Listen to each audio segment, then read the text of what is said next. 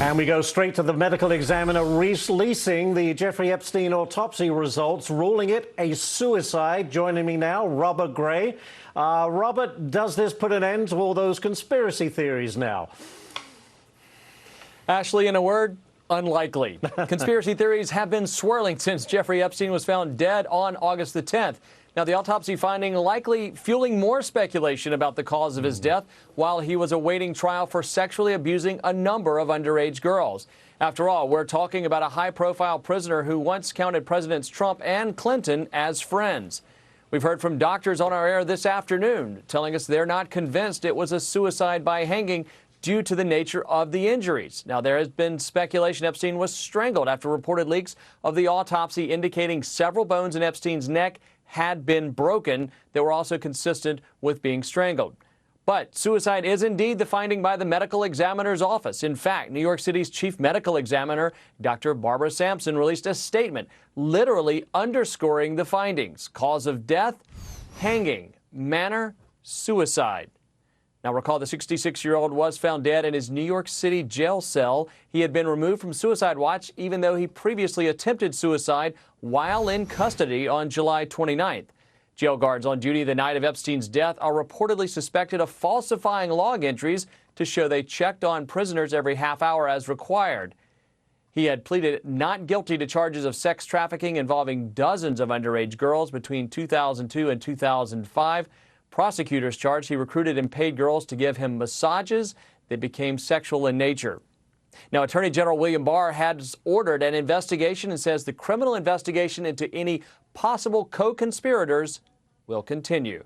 Surely not the end of this yet, Ashley. I doubt it very much. Robert Gray in Los Angeles. Robert, thank you so much. Joining me now to break it all down is Dr. Devi of the NYU Langone Medical Center. Dr. Devi, thanks for joining us on the phone. To Robert Gray's point there was speculation because there are a number of bones reportedly that were broken in the neck, including the hyoid bone, which is right about where the Adam's apple is. And that bone being broken, which is seen so many times in strangling homicides, led to the speculation. I guess based on what we know, is this the final say or can this be challenged? I think we need to have more details. It probably can be challenged because in the classic hanging, when it has been used as a method of the death penalty or execution, you do see a spine fracture. So the idea behind it is that the weight of the person's body, the noose, the distance they fall, that it's supposed to cause a spine fracture. It's supposed to cause a spine fracture, not a hyoid bone fracture. And when the spine breaks, that the bone is supposed to pierce the spinal cord and kill the person instantly. So that is the idea behind hanging. However, if people don't know how to do it, which has happened sometimes with the death penalty and also by somebody who might be trying to commit suicide, then you might not see that spine fracture and you may have other signs of damage and you may actually accidentally strangle yourself. So normally if there's a strangulation, what you would see is that the trachea, which is sort of the tube that carries air between your mouth and the lungs, that might get crushed, that some of the blood vessels in the neck get crushed, that you're basically dying because you're not getting oxygen to your brain.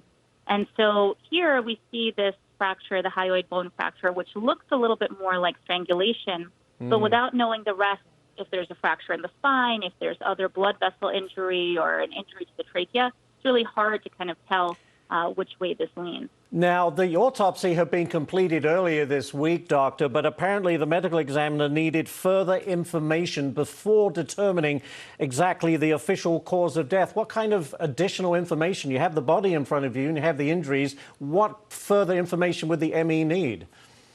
Well, it depends. Sometimes they'll also check blood tests, urine tests to see if the person might have been under the influence of some drug. Sometimes they'll see some of the gross injuries to the organs or to the tissues, but they might want to slice things and then look at those tissues under the microscope. So before they do that, they may want to take tons of pictures, really kind of document whatever they see before they actually change or alter the body. And also, I guess finally, Doctor, Can you actually be 100% certain? You know, obviously the medical examiner is very experienced, knows what he's doing, but can you be exactly 100% certain that this indeed was suicide? I don't think so. 100%, that's hard in any scenario, but especially when you have something like a hyoid bone fracture, which can throw a wrench in the mix, makes it more difficult to really say for certain, although they can say it probably was a suicide.